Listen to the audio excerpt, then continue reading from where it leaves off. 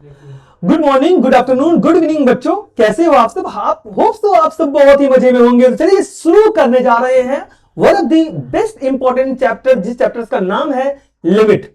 Limits में हम क्या क्या सीखेंगे ये बता रहा हूं। लिमिट्स में वो सारे टॉपिक्स को सीखेंगे जो हमारे एग्जाम्स के लिए बहुत जरूरी है।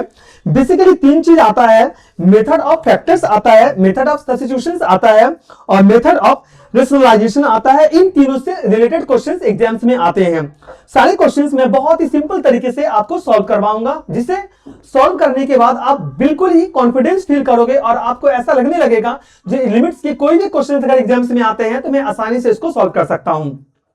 पहले तो आप ये समझना जो लिमिट्स क्या होता है। तो कैलकुलेशंस का जो बेस है ना, कैलकुलेशन का बेस, कैलकुलेशंस का मतलब मेरा यहां पर कैलकुलस होता है। कैलकुलस का बेस लिमिट होता है। कैलकुलस का बेस लिमिट होता है, यानी कि लिमिट का मतलब ये होता है जो x यानी x एक जो है ना, x जो है वो किस वैल्यू के बहुत पास जा रहा है। जैसे कि मैं आपको यहां पर बोलूं x टेंस टू, इसको हम टेंस बोलते हैं, TENDS, टेंस।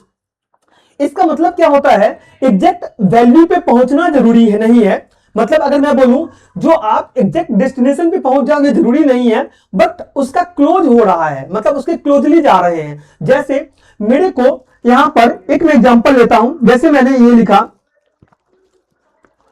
लिखा x टेंस टू 2, तो एग्जैक्टली 2 होना जरूरी नहीं है। एग्जैक्टली 2 होना जरूरी नहीं है। आप इसको ऐसे समझो, अगर मैं बोलूं आपको x इक्वल टू 1.9 या x इक्वल टू 1.99 या x इक्वल टू 1.999, तो आप ये देख सकते हो ये जो x जो है ना, ये 2 के बहुत ही पास जा रहा है। यानी कि 1.99 तक पहुंच सकता है या 1.99 तक पहुंच सकता है या 1.999 तक पहुंच सकता है। यानी कि कितना नजदीक पहुंच सकता है, यानी कि x कितना नजदीक जा रहा है। यानी x जो है वो वैल्यू a का जो है ना बिल्कुल पास जा रहा है। वैल्यू a का बिल्कुल पास जा रहा है, मतलब एग्जैक्टली 2 तक पहुंचना जरूरी नहीं है, 2 के पास तक जा रहे हैं, 2 के पास तक जा रहे हैं सर। यानी कि x जो है किसी भी वैल्यू के कितना नजदीक जा रहा है, कितना क्लोज हो रहा है, उसे लिमिट्स में हम देखते हैं। Got my points? इसीलिए हम यहां पर लिखे हैं meaning of x tends to a। Tends to a इस तरीके से लिख सकते हो, x tends to a, arrow की आप साइन दे देते हो। सर क्लियर है कि नहीं है? यानी x वैल्यू a के बिल्कुल ही पास जा रहा है, यानी कि वैल्यू a जो है वो गिवन है 2, तो हम कहां तक जा रहे हैं? 1.9, 1.99 और 1.999 तक जा रहे हैं। होप सो आपको ये वाला कंसेप्ट पूरी तरीके से क्लियर हो गया होगा। नेक्स्ट हम बात कर रहे हैं x tends to 0। x tends to 0 यानी कि जब x की वैल्यू कम होती जाए, जब x की वैल्यू कम होती जाए और 0 के बिल्कुल पास आ जाए, जब x की वैल्यू क्या हो रहा हो, कम हो रहा हो और 0 के पास अगर आ जाए, यानी कि ये नेगेटिव भी हो सकता है या पॉजिटिव भी हो सकता है, तो हम ये बोल सकते हैं जो ये x टेंस टू 0 है। यानी लिमिट्स में हम कैसे लिखते हैं? x टेंस टू 0 मैं इस तरीके से लिखता हूं, यानी x 0 के पास पास घूम रहा है, 0 बन रहा है। मैं रिपीट कर रहा हूं, x 0 के पास पास घूम रहा है, मतलब 0 बन रहा है। अगर मैं इस तरीके से लिखूं, 0.1, 0.001 और 0.001 टेंस टू 0, मतलब 0 के बिल्कुल पास जा रहे हैं। ये निगेटिव भी हो सकता है या पॉजिटिव भी हो सकता है। तो हम जो वर्ड यूज करते हैं ये होता है x टेंस टू 0। क्या होता है? x tends to 0। नेक्स्ट जो हमारा है ये है बेटा x tends to infinity. x tends to infinity, जब x की वैल्यू बढ़ती ही जाए और उसका कोई भी लिमिट ना हो, x की वैल्यू बढ़ रहा है बट उसका कोई भी लिमिट नहीं है, जितना चाहो उतने आप उसको बढ़ा दो, तो हम ये बोल सकते हैं ये x टेंस टू इंफिनिटी है। x जो है वो बहुत बड़ा होता जा रहा है, रुक ही नहीं रहा है, रुक नहीं रहा है, तो हम इसे क्या बोलते हैं? x tends to infinity. क्या बोलते हैं? x tends to infinity. अब इसको हम ऐसे लिख सकते हैं क्या? 10 100, 1000, 10,000 टेंस टू इन्फिनिटी। तो अब आपको यहां तक पूरी कंसेप्ट समझ में आ गया होगा। जो x tends to a, x tends to 0 और x टेंस टू इन्फिनिटी, ये कैसे होगा ये मैंने आपको पूरी तरीके से बता दिया।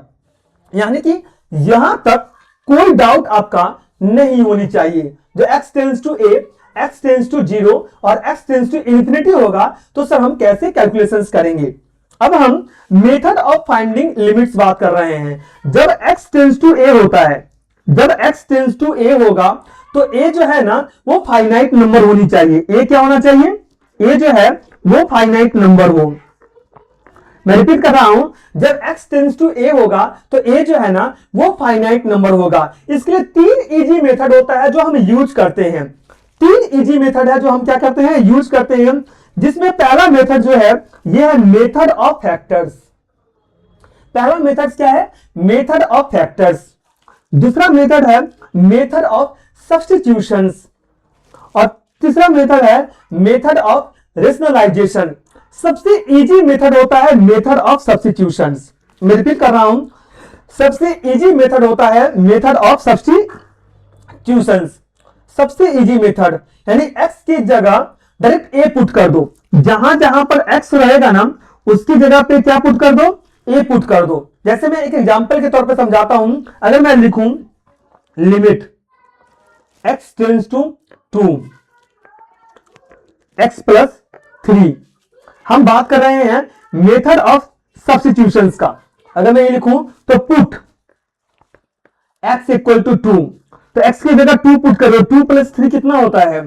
5 होता है।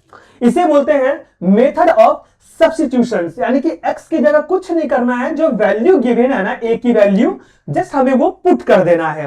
तो इसे बोलते हैं मेथड ऑफ सब्स्टिट्यूशन। यानी कि सबसे इजीएस्ट मेथड होता है मेथड ऑफ सब्स्टिट्यूशंस। नेक्स्ट जो हमारा आता है ये है मेथड ऑफ फैक्टर्स।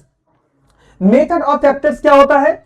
जब डायरेक्ट सब्स्टिट्यूट से 0/0 आ जाए, यानी जब भी आप a की वैल्यू पुट करते हो, यानी कि जब भी आप वैल्यू पुट करते हो तो आपका 0/0 आ जाए, मतलब न्यूमरेटर में भी वैल्यू 0। जैसे मैं अगर बोलूं कोई क्वेश्चंस ले लो, कुछ भी ले लो, जैसे x square minus 5x plus 3 by x square minus 5x plus 3, ऐसे कुछ ले लिया मैंने, जस्ट एग्जांपल ले लिया हूं। अब मैंने क्या कर दिया, जब मैंने इसका आंसर निकाला तो न्यूमरेटर में भी 0 आ गया और डिनोमिनेटर में भी 0 आ गया। मतलब जब मैंने x की जगह जो a की वैल्यू है जब पुट किया तो सारा वैल्यू जो हमारा न्यूमरेटर और डिनोमिनेटर का जो आंसर निकल के आया वो 0 निकल के आया। तो इसे बोलते हैं मेथड ऑफ फैक्टराइजेशन। क्या बोलते हैं? Method of factorisation. यानी जो एक्सप्रेशन है, जो भी एक्सप्रेशन है उसको फैक्टराइज करो, जो भी कॉमन टर्म है उसको कैंसिल करो। मैं रिपीट कर रहा हूं, जो भी एक्सप्रेशन निकल के आ रहा है उसको फैक्टराइजेशन करो, जो कॉमन टर्म है उसको कैंसिल करो और फिर x की जगह a पुट करो। यानी मोस्टली पॉलिनॉमिनल क्वेश्चंस में ये यूज होता है। किसमें यूज होता है? पॉलिनॉमिनल क्वेश्चंस में आपको ये यूज करने पड़ते हैं। मेथड ऑफ फैक्टराइजेशन, जब डायरेक्ट सब्स्टिट्यूशन से 0/0 आ जाता है तो एक्सप्रेशंस को आप फैक्टराइज करते हो, कॉमन टर्म्स को आप कैंसिल करते हो और फिर x की जगह आप a पुट करते हो। मोस्टली ये पॉलिनॉमिनल क्वेश्चंस में यूज होता है। किसमें यूज होता है? पॉलिनॉमिनल क्वेश्चंस में यूज होता है। नेक्स्ट जो आपका आता है ये है मेथड ऑफ रेशनलाइजेशन। किसकी बात कर रहे हैं सर? मेथड ऑफ रेशनलाइजेशन की बात कर रहे हैं। जब क्वेश्चंस में स्क्वायर रूट हो, मैं रिपीट कर रहा हूं, जब क्वेश्चंस में स्क्वायर रूट हो तो न्यूमरेटर हो या डिनोमिनेटर, मैं रिपीट कर रहा हूं, इस क्वेश्चन को ध्यान से समझना। मेथड ऑफ रेशनलाइजेशन में जब भी क्वेश्चंस में स्क्वायर रूट गिवन रहे, जब भी क्वेश्चंस में क्या गिवन रहे? स्क्वायर रूट गिवन रहे, तो न्यूमरेटर हो चाहे डिनोमिनेटर हो उसमें कंजुगेट से मल्टीप्लाई करते हैं। किससे मल्टीप्लाई करते हैं? कंजुगेट से मल्टीप्लाई करते हैं। सर कंजुगेट्स का मतलब क्या होता है? अब मैं सिंपल सी बात कर रहा हूं, जैसे अगर आपका फिगर माइनस में है तो आप न्यूमरेटर में भी प्लस में रखोगे और डिनोमिनेटर में भी प्लस में रखोगे। ये मैं आपको न्यूमेरिकल्स में बताऊंगा सर, ये बिना न्यूमेरिकल्स का आपको समझ में कुछ आने वाला नहीं है। Got my points? तो याद रखना मेथड ऑफ रेशनलाइजेशन का मतलब क्या है। मेथड ऑफ रेशनलाइजेशन का मतलब ये होता है, मैं फिर से रिपीट कर रहा हूं, जब क्वेश्चंस में स्क्वायर रूट हो तो न्यूमरेटर हो चाहे डिनोमिनेटर हो, उसको कंजुगेट से मल्टीप्लाई करते हैं। जैसे अगर मैं एग्जांपल में लिख दूं रूट एक्स माइनस रूट ए, रूट एक्स माइनस रूट ए, तो आप बोल सकते हो यहां पर हमें क्या करना पड़ेगा, न्यूमरेटर और डिनोमिनेटर दोनों जगह पे हमें मल्टीप्लाई करने पड़ेंगे, क्योंकि आप जो भी न्यूमरेटर और डिनोमिनेटर बना रहे हो उसी से आपका फाइनल क्या निकल जाता है, आंसर निकल जाता है। तो स्क्वायर रूट में 0/0 आ रहा है कि नहीं आ रहा है ये देखना है। अगर 0/0 आ गया तो ऑलवेज रेशनलाइज होता है, पॉलिनॉमियल का फैक्टराइजेशन होता है और कॉमन टर्म जो होता है वो हम कैंसिल करते हैं, तब जाकर के हमारा आंसर निकलता है सर, तब जाकर के हमारा क्या निकलता है, आंसर निकलता है। ऐसे नहीं जो हम क्या कर सकते हैं बिना कुछ सोचे समझे हम आंसर निकाल देंगे। तो यहां तक सर क्लियर है कि नहीं है? तो ये जो मैंने अभी आपसे डिस्कस किया ये हमारा थ्योरेटिकल पार्ट था, जहां पर मैंने लिमिट्स में क्या क्या फैक्टराइजेशन, रेशनलाइजेशन और सब्स्टिट्यूशन यूज होता है वो मैंने आपको बताया। Thank you so much. मिलते हैं, क्योंकि मैं थ्योरेटिकल को अलग रखूंगा और न्यूमेरिकल्स को अलग रखूंगा और छोटे छोटे पार्ट्स में ही मैथ्स को कंप्लीट करेंगे, ताकि आपको ज्यादा समय नहीं लगे, ज्यादा टाइम ना लगे और आप आसानी से सारे क्वेश्चन को समझ सको।